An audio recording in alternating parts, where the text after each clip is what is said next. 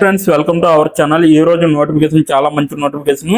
వీడియోని పూర్తిగా అండ్ వరకు చూడండి, ఎక్కడ స్కిప్ చేయకుండా. ఈ వీడియోకి మినిమం 50 లైక్స్ అయితే కోరుకోవడం జరుగుతుంది కాబట్టి ప్రతి ఒక్కరు కూడా లైక్ చేయడం మాత్రం మర్చిపోద్దు. లైక్ చేయడం వల్ల నాకు ఎంతో బూస్ట్ అండ్ ఎంకరేజ్మెంట్ ఇచ్చినట్టుగా ఉంటుంది. అయితే ఈ రోజు నోటిఫికేషన్ వచ్చేసరికి అమెజాన్ కంపెనీ నుంచి యొక్క వేకెన్సీ అనేది రావడం జరిగింది కాబట్టి ప్రతి ఒక్కరు కూడా లైక్ చేయడానికి అలాగే అప్లై చేయడానికి ట్రై చేయండి. అలాగే తెలుగు మాట్లాడడం రాయడం వస్తే చాలు అనమాట. 10వ తరగతి పాస్ అయిన వారు మాత్రమే కావాలి. నెలకు జీతం 23,000 వరకు కూడా ఇవ్వడం జరుగుతుంది. అలాగే వెంటనే అప్లై చేసుకోండి, ఎవ్వరూ మిస్ కావద్దు. చక్కగా ఇంటి నుంచి పనిచేసుకునే అవకాశం ఈ యొక్క కంపెనీ వారు కల్పించడం జరుగుతుంది కాబట్టి ఎండ్ వరకు చూడండి, ఎక్కడ స్కిప్ చేయకుండా. అయితే ఈ యొక్క నోటిఫికేషన్కి అప్లై చేయబోయే ముందు నాదొక చిన్న రిక్వెస్ట్ అండి. మన ఛానల్కి కొత్తగానే వస్తే తప్పకుండా సబ్స్క్రైబ్ చేసుకొని దాని పక్కన ఉన్న బెల్ ఐకాన్ అయితే క్లిక్ చేయండి. నేను పెట్టిన ప్రతి వీడియో కూడా మీ వరకు నోటిఫికేషన్ రూపంలో వస్తుందన్నమాట. ఎవరు మిస్ కావద్దు ఇటువంటి నోటిఫికేషన్ని. పూర్తిగా ఎండ్ వరకు చూసి మీరు అప్లై చేసుకోండి, ఓకేనా. ఇక్కడ చూడండి గైస్, మనకైతే అమెజాన్ కంపెనీ అనేసి ఇవ్వడం జరిగింది. రవాణా ప్రతినిధి NOCIB అనేసి కూడా ఇవ్వడం జరిగింది. పశ్చిమ బెంగాల్ భారతదేశంలో ఉంటుందన్నమాట అమెజాన్ కంపెనీ. అలాగే 22 గంటల క్రితం మాత్రమే ఈ యొక్క వేకెన్సీ తీయడం జరిగింది. ఇప్పటి వరకు 100 మంది దరఖాస్తుదారులు అయితే అప్లై చేయడం జరిగింది. రిమోట్ అనేసి ఇవ్వడం జరిగింది. ఫుల్గా మీరు ఇంటి దగ్గర ఉండే వర్క్ చేయొచ్చు, పూర్తి సమయం అంటే ఫుల్ టైమ్గా వర్క్ చేసుకోవచ్చు అనమాట. దరఖాస్తు చేసుకోండి అనేసి కూడా ఇవ్వడం జరిగింది. ఎలా దరఖాస్తు చేయాలనేది కూడా వీడియో ఎండ్ వరకు చూస్తే మీకే అర్థమవుతుంది కాబట్టి ఎండ్ వరకు చూడండి, ఎక్కడ స్కిప్ చేయకుండా, ఓకేనా. నెక్స్ట్ వన్ చూసుకుంటే మనకి ఇక్కడ ఉద్యోగం గురించి చూసుకుంటే వివరణ అనమాట.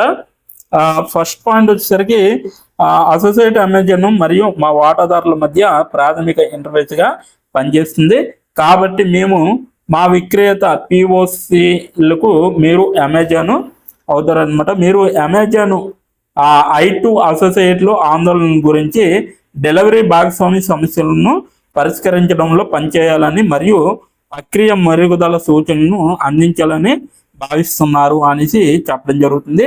కీలక ఉద్యోగ బాధ్యతలు ఎల్లప్పుడూ స్పష్టంగా మరియు వృత్తిపరంగా సమర్థవంతంగా కమ్యూనికేట్ చేయగలిగే విధంగా ఉండాలి. అమెజాన్ కస్టమర్లకు డెలివరీ భాగస్వాములకి సత్వర మరియు సమర్థవంతమైన సేవలను అందిస్తుంది అనేసి కూడా చెప్పడం జరుగుతుంది. వేగవంతం చేస్తుంది అనేసి కూడా చెప్పడం జరుగుతుంది. లాజికల్ రీజనింగ్ ద్వారా పరిష్కారాలను వెతకండి మరియు ప్రక్రియను సూచించడానికి ట్రెండ్లను గుర్తించండి అనేసి కూడా ఇవ్వడం జరిగింది.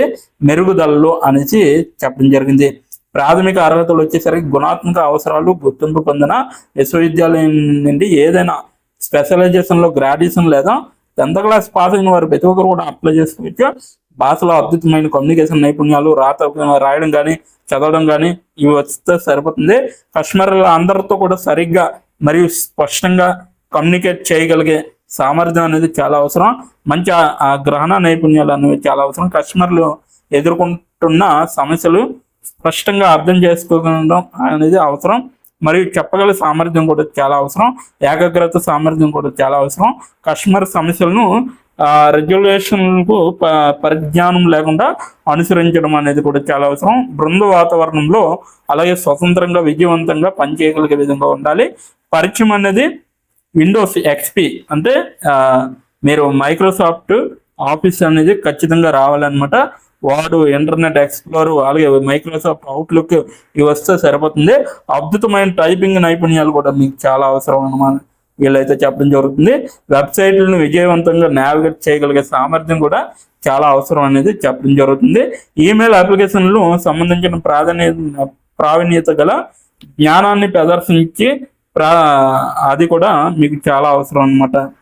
ఇదంతా కూడా మీకు ఏమేమి ఉండాలి అర్హతలు అలాగే అనేవి చెప్పడం జరిగింది. ఇప్పుడు ప్రాథమిక అర్హతలు అనమాట ఇది, ఓకేనా. ఇప్పటి వరకు ప్రాథమిక అర్హతల గురించి చెప్పాము. ఈ ప్రాథమిక అర్హతలు వచ్చేసరికి ఎక్సెల్లో ప్రావీణ్యం అనేది మీకు చాలా అవసరం అనమాట. సారూప్య పాత్రలో అనుభవం అలాగే లాజిస్టిక్ నేపథ్యం అనేసి చెప్పడం జరిగింది. అలాగే కంపెనీ ASSPL తెలంగాణ ఉద్యోగి ID అనేది ఇవ్వడం జరిగింది. అది కూడా చెక్ చేయొచ్చు మీరు. ఇప్పుడు ఎలా అప్లై చేయాలో మనం తెలుసుకుందాం. దీని యొక్క లింక్ అయితే నేను కిందన డిస్క్రిప్షన్ బాక్స్లో మీకు ప్రొవైడ్ చేయడం జరిగింది. అక్కడికి వెళ్ళి మీరు డైరెక్ట్గా అప్లై ఆన్లైన్ లింక్ పైన క్లిక్ చేస్తే ఈ యొక్క పేజీ అనేది వస్తుంది. మీరు కూడా డైరెక్ట్గా అప్లై చేసుకోవచ్చు. ఎవరు మిస్ చేసుకోవద్దు ఇటువంటి నోటిఫికేషన్ని. ఇప్పుడు ఎలా అప్లై చేయాలో మనం తెలుసుకుందాం. వీడియోని ఎండ్ వరకు చూడండి, ఎక్కడ స్కిప్ చేయకుండా, అప్పుడే మీకు అర్థమవుతుంది. ఇప్పుడు ఎలా అప్లై చేయాలో మనం తెలుసుకుందాం. డిస్క్రిప్షన్ బాక్స్లో ఇచ్చిన లింక్ మీరు ఓపెన్ చేయగానే మీకు ఈ విధంగా నోటిఫికేషన్ అనేది ఓపెన్ అవుతుంది. ఇక్కడ మీరు ఈజీ అప్లై పైన క్లిక్ చేస్తే మనకి నెక్స్ట్ పేజీ అనేది ఓపెన్ అవుతుంది.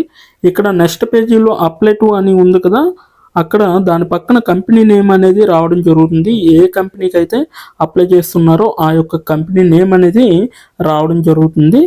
దాని తర్వాత మీరు మీ యొక్క ఈమెయిల్ ఐడితో లింక్డ్ఇన్లో లాగిన్ అయ్యి ఉండాలి.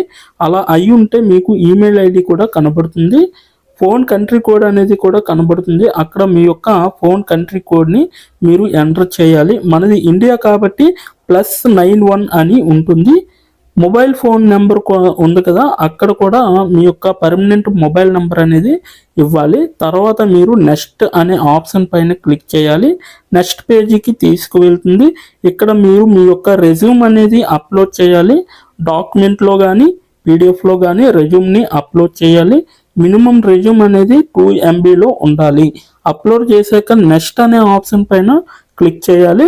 మనల్ని జాబ్కి కావలసిన కొన్ని క్వశ్చన్స్ అడగడం జరుగుతుంది. అవి ఏమిటంటే, ఇప్పుడు చూడండి, మీరు how many years of work experience అని అడుగుతుంది. ఎక్స్పీరియన్స్ లేకపోతే నో ఎక్స్పీరియన్స్ అనేది మీరు మెన్షన్ చేయాలి. ఎస్ ఆర్ నో అనేది. అది కూడా ఎటువంటి ఎక్స్పీరియన్స్ అవసరం లేదు అని అప్లికేషన్లో మెన్షన్ చేస్తే అప్పుడు మీరు నో ఎక్స్పీరియన్స్ అని టైప్ చేయాలి. ఎక్స్పీరియన్స్ ఉన్నవాళ్ళు కంపెనీ నేము, ఏ కేటగిరీలో వర్క్ చేశారు, కేటగిరీ నేమ్ అనేది ఇవ్వాలి. కంపెనీలో ఎప్పుడైతే జాయిన్ అయ్యారో స్టార్ట్ డేట్ అనేది ఇవ్వాలి. మీరు ఎప్పుడు మానివేశారో అంటే ఆ కంపెనీ నుంచి మీరు ఎప్పుడు లీవ్ అయ్యారో ఎండ్ డేట్ కూడా మీరు ఇవ్వాలి. CTC total package of year అంటే మీకు పర్ ఇయర్కి ఎంత ప్యాకేజ్ వచ్చిందనేది కూడా మీరు మెన్షన్ చేయాలి. ఎక్స్పీరియన్స్ లేని వాళ్ళు కంపెనీ నేము, starting date, end date, CTC ఇవేమీ ఇవ్వక్కర్లేదన్నమాట. నెక్స్ట్ వన్ చూసుకుంటే, what is your level of proficiency in English అంటే మీకు ఇంగ్లీష్లో ఎంత ప్రావీణ్యం ఉందో వీళ్ళైతే అడగడం జరుగుతుంది. ఎక్సలెంట్ అయితే ఎక్సలెంట్, గుడ్ అయితే గుడ్, యావరేజ్ అయితే యావరేజ్, బిలో యావరేజ్ అయితే బిలో యావరేజ్, ఇలా ఇచ్చిన పాయింట్స్లో ఏ ఒక ఆప్షన్ని మీరు సెలెక్ట్ చేసుకొని మీరైతే అక్కడ మెన్షన్ చేయాలి. నెక్స్ట్ పాయింట్ చూసుకుంటే, హౌ మచ్ శాలరీ ఎక్స్పెక్టేషన్స్, ఈ కంపెనీ నుంచి మీకు ఎంత శాలరీ కావాలనేది అడగడం జరుగుతుంది. అది కూడా మీరు మెన్షన్ చేయొచ్చు. నెక్స్ట్ పాయింట్ చూసుకుంటే, how did you see this job అంటే మీరు ఈ జాబ్ని ఎక్కడి నుంచి చూసారో అని అడగడం జరిగింది. సో మీరు యూట్యూబ్ అయితే యూట్యూబ్, ఫేస్బుక్ అయితే ఫేస్బుక్, ఇన్స్టాగ్రామ్ అయితే ఇన్స్టాగ్రామ్, లింక్డ్ఇన్ అయితే లింక్డ్ఇన్, నౌకరీ అయితే నౌకరీ. సో ఈ 4 అంటే ఈ 5 రకాలలో మీరు ఎక్కడి నుంచి అయితే ఈ యొక్క జాబ్ పోస్టింగ్ని చూసారో సో అది మీరు మెన్షన్ చేయాలి. నెక్స్ట్ వన్ వచ్చేసరికి మీకు బ్రీఫ్ యువర్ సెల్ఫ్ ఇంట్రడక్షన్ అని ఉంటుంది.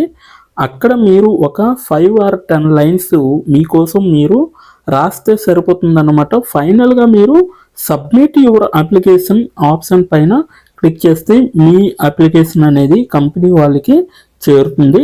మీ రెజ్యూమ్ని చూసి అలాగే మీ స్కిల్స్ని చూసి మీ డీటెయిల్స్ అన్నీ చూసి డైరెక్ట్గా మిమ్మల్ని కాంటాక్ట్ అవ్వడం అనేది జరుగుతుంది.